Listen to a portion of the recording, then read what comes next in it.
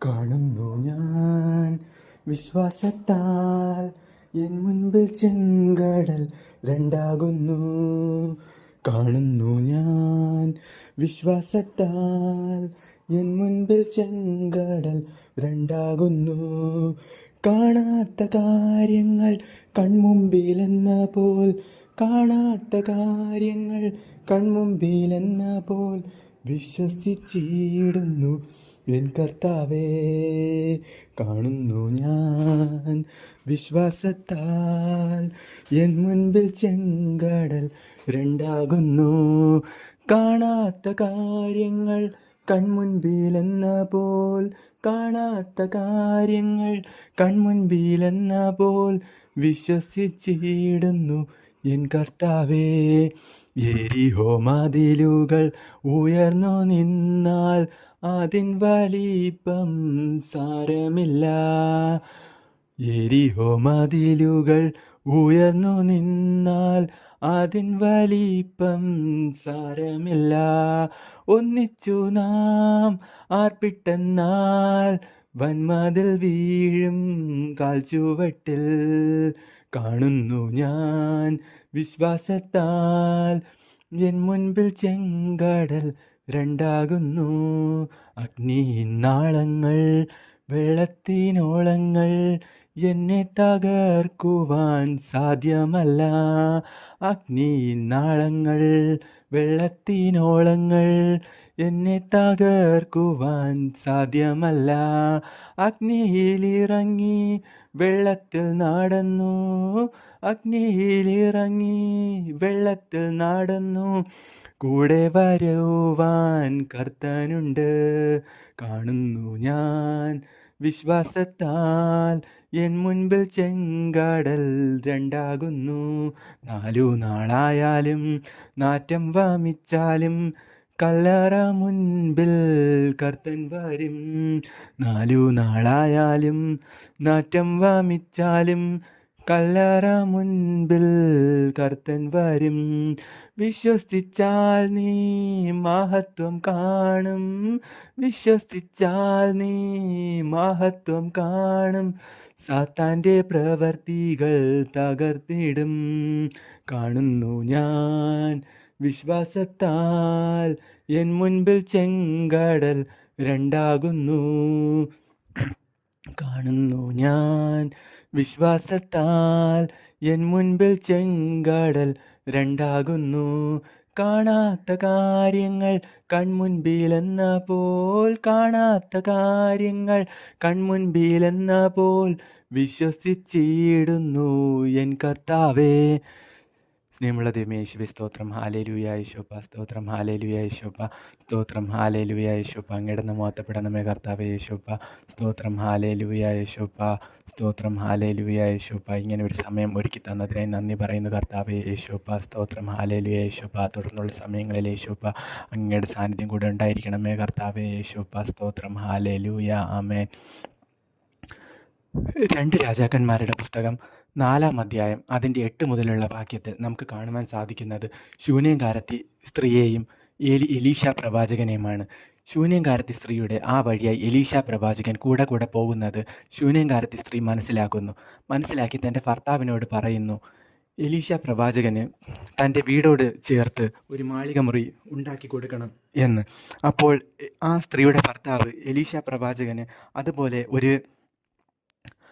ഒരു മാളിക മുറി ഉണ്ടാക്കി കൊടുക്കുന്നു.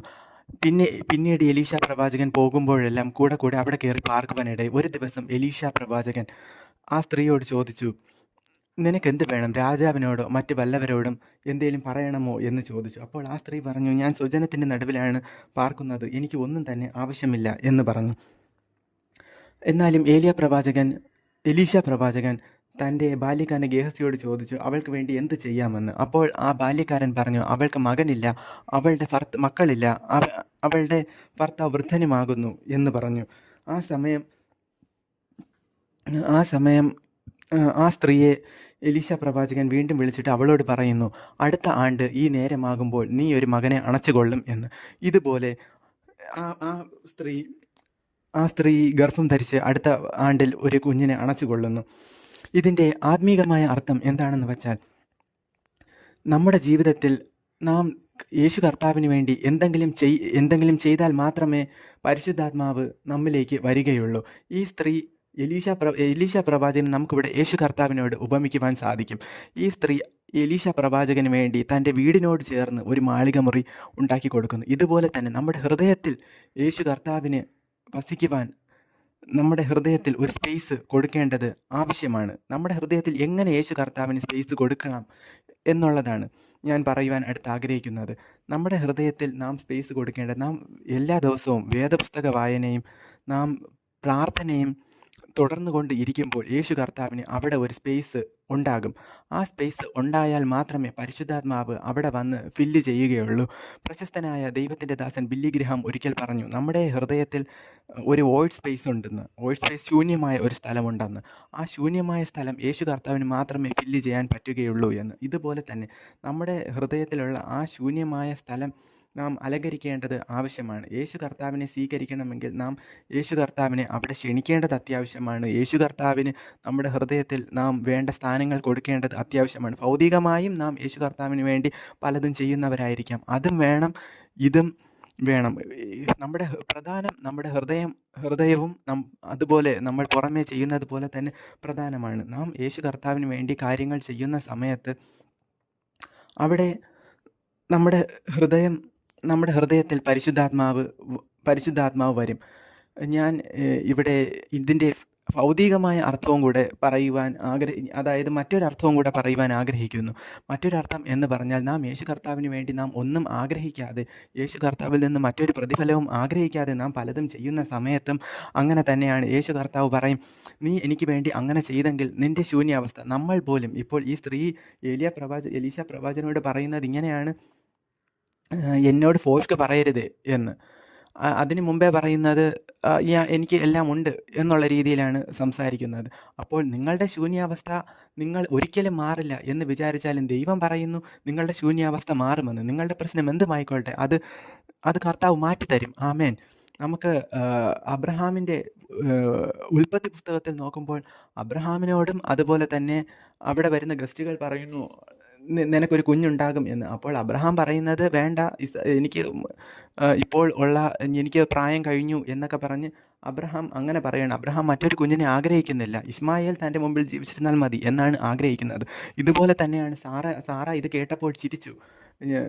അപ്പോഴും അവർ വിചാരിക്കുന്നില്ല അവർക്ക് അങ്ങനെ ഒരു കുഞ്ഞുണ്ട്, അവർക്ക് പ്രായം കഴിഞ്ഞു പോയി, അവരുടെ ശൂന്യാവസ്ഥ ഇനി മാറുകയില്ല എന്ന് വിചാരിക്കുന്നു. പക്ഷേ ദൈവം പറയുന്നത്, നീ എനിക്ക് വേണ്ടി എന്തെങ്കിലും ചെയ്തിട്ടുണ്ട് എന്നുണ്ടെങ്കിൽ ഞാൻ നിൻ്റെ ശൂന്യാവസ്ഥ മാറ്റും എന്നുള്ളതാണ്. അതുപോലെ തന്നെ നമ്മൾ വേദപുസ്തകം വായിക്കുകയും പ്രാർത്ഥിക്കുകയും മറ്റ് കാര്യങ്ങളിൽ നമ്മുടെ സഭയുമായി ബന്ധപ്പെട്ടാവട്ടെ, അല്ലെങ്കിൽ നാം ദൈവത്തിന് വേണ്ടി ആണ് എന്നുള്ള രീതിയിൽ നാം പലതും ചെയ്യുമ്പോൾ അങ്ങനെ തന്നെ ദൈവം നമ്മുടെ ശൂന്യാവസ്ഥ മാറ്റുന്ന ഒരു ദൈവത്തെയാണ് നമുക്ക് കാണുവാൻ സാധിക്കുന്നത്. എനിക്ക് അതുപോലെ തന്നെ ഞാൻ ആദ്യം പറഞ്ഞ അർത്ഥത്തിൻ്റെ ഒരു എക്സാമ്പിളും കൂടെ പറയുവാൻ ആഗ്രഹിക്കുന്നു. പരിശുദ്ധാത്മാവ് വരുന്നത്, എനിക്ക് ഒരു ചെറുപ്പക്കാരനെ അറിയാം. ഈ ചെറുപ്പക്കാരൻ ബൈബിൾ വായിക്കുവാൻ തുടങ്ങി. ഏതാണ്ട് ഒരു ദിവസം, എൻ്റെ അറിവ് ശരിയാണെങ്കിൽ 40 പേജ് വെച്ചാണ് ഈ പുള്ളിക്കാരൻ വായിച്ചുകൊണ്ടിരുന്നപ്പോൾ ഒന്നും സംഭവിച്ചില്ല. ഈ പുള്ളിക്കാരൻ വളരെ ഒരു തകർച്ചയിൽ നിന്ന സമയത്താണ് ഈ പുള്ളിക്കാരൻ വായിച്ചു തുടങ്ങിയത്. തൻ്റെ ഭാവി എന്താകും എന്നൊക്കെ ഉള്ള അവസ്ഥയിൽ. പിന്നെ പുള്ളിക്കാരൻ അങ്ങനെ വായിച്ച് വന്നപ്പോൾ ദൈവം പുള്ളിക്കാരന് ഒരു ജോലി നൽകി. പുള്ളിക്കാരനെ ദൈവം ഗ്രാജുവലി ഉയർത്തുവാൻ തുടങ്ങി. ഇതൊക്കെ ആ പുള്ളിക്കാരൻ്റെ ജീവിതത്തിൽ സംഭവിച്ചു. പക്ഷെ അങ്ങനെ തന്നെ ദൈവം പറഞ്ഞതുപോലെ തന്നെ പല കഷ്ടങ്ങളും ഉണ്ടായി. എന്നാലും ആ പുള്ളിക്കാരൻ അവിടെയും സമാധാനത്തോടെ പിടിച്ചു നിൽക്കുന്നത് എനിക്ക് കാണുവാൻ സാധിച്ചു. അതുപോലെ തന്നെ പിന്നീട് ആ പുള്ളിക്കാരൻ പരിശുദ്ധാത്മാവിൽ നിറയുന്നത് ഞാൻ കണ്ടു. പിന്നെ ആ പുള്ളിക്കാരൻ അന്യഭാഷയിൽ സംസാരിക്കുന്നതും എനിക്ക് കാണുവാൻ സാധിച്ചു. ഇതുപോലെ തന്നെയാണ് നാം കർത്താവിന് വേണ്ടി, ആത്മീകമായിട്ടാണെങ്കിൽ കർത്താവിന് വേണ്ടി നമ്മുടെ ഹൃദയത്തെ ഒരുക്കി നാം വേദപുസ്തകം വായിക്കുകയും ഒക്കെ ചെയ്യുമ്പോൾ നമ്മളെക്കൊണ്ട് പറ്റുന്നത്, ഇപ്പോൾ നിങ്ങൾ തിരക്കുള്ളവരാണെങ്കിൽ നിങ്ങളെക്കൊണ്ട് പറ്റുന്ന ഇതെങ്കിലും നിങ്ങൾ ബൈബിൾ വായിക്കുകയും ദൈവമേ എന്നുള്ള ചിന്തയിൽ ഇരിക്കുകയും ചെയ്താൽ പരിശുദ്ധാത്മാവിനെ ദൈവം തരും. നമ്മളെ ഉയർപ്പിക്കുന്നത് പരിശുദ്ധാത്മാവാണ് ഉയർപ്പിക്കുന്നത്. കർത്താവിനെ മരിച്ചവരുടെ ഇടയിൽ നിന്ന് ഉയർപ്പിച്ചത് പരിശുദ്ധാത്മാവിൻ്റെ ശക്തിയാലാണ് ഉയർപ്പിച്ചത്. അതുകൊണ്ട് നാം യേശു കർത്താവ് വരുമ്പോൾ ഉയർക്കണമെന്നുണ്ടെങ്കിൽ നമ്മിൽ പരിശുദ്ധാത്മാവ് വസിച്ച് ജീവിച്ചാലേ സാധിക്കുകയുള്ളൂ. ഇതിൻ്റെ ബാക്കി ഭാഗത്തോട്ട് നമുക്ക് പോകാം. ഈ കുഞ്ഞ് ജനിച്ചതിന് ശേഷം കുഞ്ഞ് ഒരു പ്രായമായപ്പോൾ കുഞ്ഞ് പെട്ടെന്ന് ഒരു ദിവസം അപ്പനോട് കൂടെ വയലിലായിരിക്കുമ്പോൾ പെട്ടെന്ന് മരിച്ചു വീഴുമ്പോൾ ഈ കുട്ടിയെ എടുത്ത് തൻ്റെ അമ്മയുടെ അടുത്ത്, അതായത് ശൂന്യംകാരത്തി സ്ത്രീയുടെ അടുക്കൽ കൊണ്ടുപോകുന്നു. ഈ കൊണ്ടുപോകുന്ന സമയത്ത് കൊണ്ടുപോയപ്പോൾ അവളെ പ്രവാചകൻ്റെ കിടക്കയിൽ കിടത്തിയിട്ട് ഈ സ്ത്രീ പ്രവാചകൻ്റെ അടുത്തോട്ട് പോകുന്നത് നമുക്ക് കാണുവാൻ സാധിക്കും. പ്രവാചകൻ്റെ അടുത്ത് പോകുമ്പോൾ പ്രവാചകന് ദൈവം ഇത് വെളിപ്പെടുത്തി കൊടുത്തില്ലായിരുന്നു. അപ്പോൾ ഈ സ്ത്രീ പ്രവാചകനോട് പറയുന്നു, പ്രവാചകനെ എന്നോട് ഫോഷ്ക്ക് പറയരുത് എന്ന് ഞാൻ പറഞ്ഞതല്ലേ എന്ന് പറഞ്ഞു. അപ്പോൾ പ്രവാചകന് മനസ്സിലായി ദൈവം തന്നിൽ നിന്ന് ഇത് മറച്ചു എന്നും കുട്ടി മരിച്ചു പോയ കാര്യം പ്രവാചകന് മനസ്സിലായപ്പോൾ തൻ്റെ ദാസനെ ഗേഹസിയെ ആദ്യം ഒരു വടിയുമായി അയക്കുന്നു. നീ ചെന്ന് ഈ വടി കുഞ്ഞിൻ്റെ മുഖത്ത് വയ്ക്കണം എന്ന് പറഞ്ഞ് അയക്കുന്നു. പക്ഷേ ഗേഹസി പോയിട്ട് ഒന്നും സംഭവിക്കുന്നില്ല. അതിനുശേഷം പ്രവാചകൻ വന്നിട്ട് പ്രവാചകൻ ആ ബാലൻ്റെ പുറത്ത് കിടക്കുമ്പോൾ പ്രവാചകൻ്റെ ദേഹത്തെ ചൂട് ആ ബാലന് തട്ടിയിട്ട് ആ ബാലൻ തുമ്മി എണീറ്റ് ജീവൻ പ്രാപിക്കുന്നത് കാണുവാൻ സാധിക്കും. ഇതുപോലെ തന്നെ നാമും പല ആരാധനകൾക്കും പോകുമ്പോൾ ഇപ്പോൾ ജീവനില്ലാത്തതാണ് നാം, പരിശുദ്ധാത്മാവ് പ്രാപിക്കാത്തവരാണ് നാം എന്നുണ്ടെങ്കിൽ മറ്റുള്ളവരുടെ, അതായത് അഭിഷേകമുള്ളവരുടെ കൈവയ്പിനാൽ നമുക്ക് പരിശുദ്ധാത്മാവിനെ പ്രാപിക്കുവാൻ സാധിക്കും. ഇത് ഞാനിവിടെ പറഞ്ഞതേ ഉള്ളൂ. ഇവിടെ പ്രവാചകന് ദൈവം ഇത് മറച്ചു വയ്ക്കുന്നത് എന്തുകൊണ്ട് എന്നുള്ളത് ഞാനിത് ചിന്തിച്ചപ്പോൾ എനിക്ക് മനസ്സിലായത്, ദൈവം ഒരിക്കലും നാം വിളിക്കാതെ ഒരിടത്തോട്ട് പോവില്ല. ഇപ്പോൾ എലീശ പ്രവാചകൻ ഒരു മനുഷ്യനാണ്. എലീശ പ്രവാചകനെ വിളിക്കാതെ തന്നെ ചിലപ്പോൾ അയ്യോ കുഞ്ഞ് മരിച്ചുപോയി എന്ന് പറഞ്ഞ് അപ്പോഴത്തെ അവിവേകത്തിൽ ഓടിപ്പോയേക്കാം.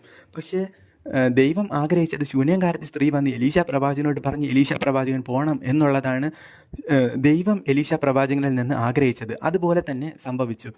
അടുത്ത് നമുക്ക് പുതിയ നിയമത്തിൽ നോക്കാം. പുതിയ നിയമത്തിൽ ലാസറിനെ ഉയർപ്പിക്കുന്ന സമയത്തും അങ്ങനെ തന്നെ. ലാസറിനെ ഉയർപ്പിക്കാൻ പോകുന്ന സമയത്ത് ആദ്യം മാർത്ത വന്ന് യേശു കർത്താവിനോട് സംസാരിക്കുന്നു. യേശു കർത്താവിനോട് പറയുന്നു, നീ ഇവിടെ ഉണ്ടായിരുന്നെങ്കിൽ എൻ്റെ സഹോദരൻ മരിക്കയില്ലായിരുന്നു എന്ന്. അപ്പോൾ യേശു കർത്താവ് പറയുന്ന ഉത്തരം അവൻ ഉയർക്കുമെന്നാണ്. അപ്പോഴും മാർത്ത ഒരു വിശ്വാസത്തിൻ്റെ വാക്ക് തന്നെയാണ്. യേശു കർത്താവിന് ഉയർപ്പിക്കാൻ പറ്റും. പുനരുത്ഥാനത്ത് അവൻ അവസാന നാളിൽ അവൻ ഉയർത്തെഴുന്നേൽക്കും എന്ന് പറഞ്ഞു. അപ്പോൾ യേശു പറഞ്ഞു, ഞാൻ തന്നെ പുനരുത്ഥാനവും ജീവനും സത്യവുമാകുന്നു എന്ന് പറഞ്ഞിട്ടും യേശു പട്ടണത്തിന് പുറത്ത് നിൽക്കുകയാണ്. യേശു കർത്താവ് കയറുന്നില്ല. അടുത്തെന്ന് വെച്ചാൽ അവിടെ ചെന്ന് മാർത്ത ചെന്ന് മറിയയോട് പറയുന്നു, ഗുരു വന്നിട്ടുണ്ട് എന്ന്. അപ്പോൾ മറിയയും ചെന്ന് യേശു കർത്താവിൻ്റെ അടുത്ത് ചെല്ലുമ്പോഴാണ് യേശു കർത്താവ് കയറുന്നത്. യേശു കർത്താവ് വിശുദ്ധനാണ്. അപ്പോൾ നാം ക്ഷണിച്ചാൽ മാത്രമേ നമ്മുടെ ജീവിതത്തിലോട്ട് വരികയുള്ളൂ. ഇപ്പോൾ ഒരു കല്യാണത്തിനാണെങ്കിൽ നമ്മെ ക്ഷണിച്ചാലല്ലേ നമുക്ക് പോകുവാൻ സാധിക്കുകയുള്ളൂ. ഇതുപോലെ നമ്മുടെ ജീവിതത്തിലും നാം യേശു കർത്താവിനെ ക്ഷണിച്ചാൽ മാത്രമേ യേശു കർത്താവ് നമ്മുടെ ജീവിതത്തിലോട്ട് വരികയുള്ളൂ. നാം യേശു കർത്താവിനെ നമ്മുടെ ജീവിതത്തിലോട്ട് ക്ഷണിക്കേണ്ടത് വളരെ അത്യാവശ്യം ആണ്. യേശു കർത്താവ് ക്രൂശിൽ മരിച്ചത് നമുക്ക് ഓരോരുത്തർക്കും വേണ്ടിയിട്ടാണ്. നിങ്ങൾ എന്നെ കേൾക്കുന്നവരോട് എനിക്ക് ഒരു കാര്യം ഞാൻ പറഞ്ഞുകൊള്ളട്ടെ. നിങ്ങൾക്ക് യേശു കർത്താവിനെ ജീവിതത്തിലോട്ട് ക്ഷണിക്കുന്നു എന്നുള്ളവർ നിങ്ങൾ ഹൃദയത്തിൽ കൈവച്ച് പറയണം, ദൈവമേ, യേശുവേ, ഞാൻ ഒരുപാട് തെറ്റ് ചെയ്തു പോയി കർത്താവേ. യേശോപ്പ എൻ്റെ ജീവിതത്തിലോട്ട് വരണമേ കർത്താവേ. യേശോപ്പ, അങ്ങാണ് എൻ്റെ എല്ലാം. യേശോപ്പ, അങ്ങില്ലെങ്കിൽ എനിക്കൊന്നുമില്ല കർത്താവേ. യേശുവേ, എന്നിലേക്ക് വരണമേ കർത്താവേ. ആമേൻ. ഞാൻ ഒരു നിമിഷം നിങ്ങൾക്ക് വേണ്ടി പ്രാർത്ഥിക്കാൻ ആഗ്രഹിക്കുന്നു. സ്നേഹമുള്ള ദൈവമേ, യേശുവപ്പ സ്തോത്രം, ഹല്ലേലൂയ. യേശുവപ്പ, ഈ പ്രാർത്ഥന പറഞ്ഞ ഓരോരുത്തരെയും യേശുവപ്പ സ്തോത്രം, ഈ പ്രസംഗം കേട്ട ഓരോരുത്തരെയും യേശുവപ്പ സ്തോത്രം, ഹല്ലേലൂയ. യേശുവപ്പ, അങ്ങ് സ്നേഹിക്കണമേ കർത്താവേ. യേശുവപ്പ, ഇവരിൽ ഓരോരുത്തരിലും യേശുവപ്പ അങ്ങ് ആകർഷിച്ചല്ലാതെ ആർക്കും വരുവാൻ സാധിക്കുകയില്ല, അങ്ങയിലേക്ക് വരുവാൻ സാധിക്കുകയില്ല എന്നറിയാം. യേശുവപ്പ സ്തോത്രം, ഹല്ലേലൂയ. യേശുവപ്പ, ഇത് കേൾക്കുന്ന ഓരോരുത്തരെയും യേശുവപ്പ അങ്ങയുടെ പരിശുദ്ധാത്മാവിനാൽ നിറയ്ക്കണമേ കർത്താവേ. യേശുവപ്പ സ്തോത്രം, ഹല്ലേലൂയ. യേശുവപ്പ സ്തോത്രം, ഹല്ലേലൂയ. യേശുവപ്പന് വേണ്ടി ജീവിക്കുവാനുള്ള കൃപ ഇവർക്ക് ഓരോരുത്തർക്കും കൊടുക്കണമേ കർത്താവേ. യേശുവപ്പ സ്തോത്രം, ഹല്ലേലൂയ. യേശുവപ്പ, ഇവരിലൂടെ ഒരു പകർച്ച നടക്കണമേ കർത്താവേ. യേശുവപ്പ സ്തോത്രം, ഹല്ലേലൂയ. യേശുവപ്പ, അങ്ങയുടെ കൃപയില്ലാതെ വിശുദ്ധിയിൽ ജീവിക്കുന്നത് അസാധ്യമാണ് കർത്താവേ. യേശുവപ്പ, ഇവർക്ക് ഓരോരുത്തർക്കും യേശുവപ്പ വിശുദ്ധിയിൽ ജീവിക്കുവാനുള്ള കൃപ കൊടുക്കണമേ കർത്താവേ. യേശുവപ്പ സ്തോത്രം, ഹല്ലേലൂയ. യേശുവപ്പ, ശേഷിക്കുന്ന സമയം യേശുവപ്പൻ്റെ സാന്നിധ്യം കൂടെ ഉണ്ടായിരിക്കണമേ കർത്താവേ. യേശുവിൻ നാമത്തിൽ തന്നെ. ആമേൻ.